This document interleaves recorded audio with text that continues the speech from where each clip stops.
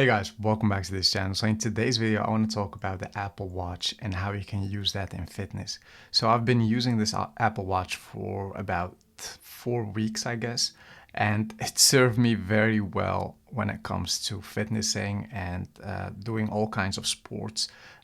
It's very smart, I should say. It's actually very scary how smart this watch is. We have here the interface, and you can change whatever interface you want from your iPhone. But in today's video, we will focus on the fitness part because I've set the interface just to show you guys that it's possible to have a fitness shortcut just right here. If you just press on this guy here, you can just scroll around between all kind of workouts you can do during the day. And you have actually every workout possible. There's even a stair stepper. We have hiking, we have yoga, we have functional strength training, we have dance, we have cool down, we have core training. And it's basically so scary that it knows sometimes what you're doing. So whenever I'm biking outside, it just sent me a message that the Apple Watch is detecting that you are biking. Is that correct?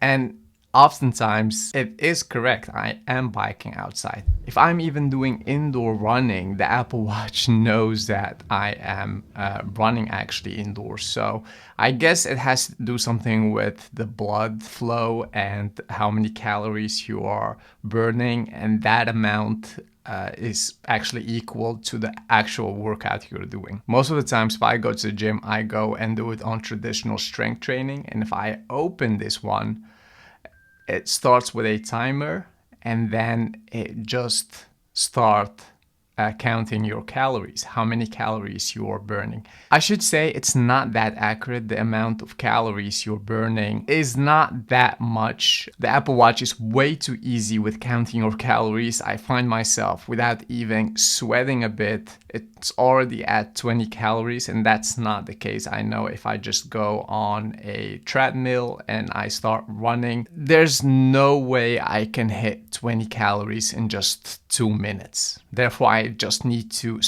take a sprint, and even then I would have a hard time to reach that 20 calories. But hey, maybe that treadmill is wrong and the Apple Watch is right, but I doubt that. Even though it counts your blood flow, it counts your calories, it's attached to your body, so it might be that the Apple Watch is more correct than the treadmill. If you guys do know about that question, just let me know in the comment section below. There's one more thing I absolutely baffled about when it comes to the Apple Watch. Let me show you. If I go to the training, if I end this workout and I go to indoor run, let's say I want to outsmart this watch.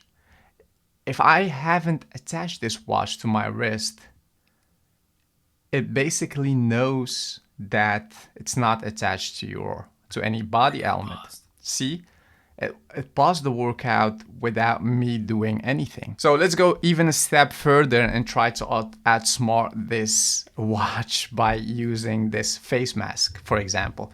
If I put the watch this way and if I cover the back of the watch just to see if it knows, if you are a human or not, and let's go ahead and end it and resume the workout. So now it starts counting. Now it thinks that you've attached your watch to a wrist, and it starts counting calories without me sweating or even having it attached to my body. So the Apple Watch is quite smart, but not that smart. Obviously, we can outsmart the Apple Watch. And according to the Apple Watch, I've just burned 4 calories. That's not the case. So there is, I think programmers have made it such a way that it goes with the amount of time passing. And they have programmed it in such a way that the amount of time passing and your blood flow is equal to the amount of calories you've burned. Does that make sense? But I should say, if I I have tried it on a treadmill and I went for a jog like it was the end of my life. I should say it counts very accurate what your blood flow is at that moment. So if I go to my heart rate, now it says like 2 minutes ago it counted 74 BPM, which is not correct. I haven't attached it to my wrist. Now it's measuring, it will not measure anything because still I haven't attached that to my wrist. But whenever I'm at the gym and I'm jogging and I just look at it, I start most of the time with 80 BPM or 90 BPM. And if I've made a sprint, I end up with 160 BPM. So it's quite accurate in there. When it comes to calories, yeah, it just measures the amount of calories you're burning and it divides that by the time passing, I guess. And it uses some kind of your blood flow to even make the measurement accurate, but not more than that.